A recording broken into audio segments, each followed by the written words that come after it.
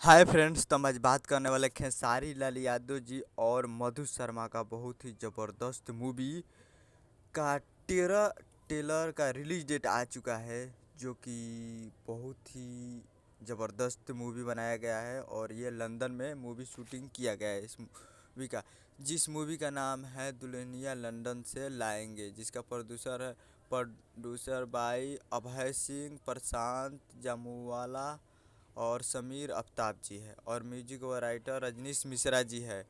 तो और इसमें काम किए हैं खेसारी लाल यादव जी और मधु शर्मा और एक लंदन की हीरोइन है। तो ये बहुत ही ज़बरदस्त इसका ट्रेलर लॉन्चिंग ऑन 15 अप्रैल को सुबह सुबह 6 बजे इस ट्रेलर को रिलीज़ किया जा रहा है इंटरटेन रंगीला भोजपुरी यूट्यूब चैनल पे। कल सुबह में 15 अप्रैल को इस ट्रेलर को लॉन्च किया जा रहा है। तो आप लोग जाइए और इस सॉन्ग को सॉरी इस मूवी के ट्रेलर को जाकर इस मूवी को प्यार और आशीर्वाद दीजिए मूवी का ट्रेलर को।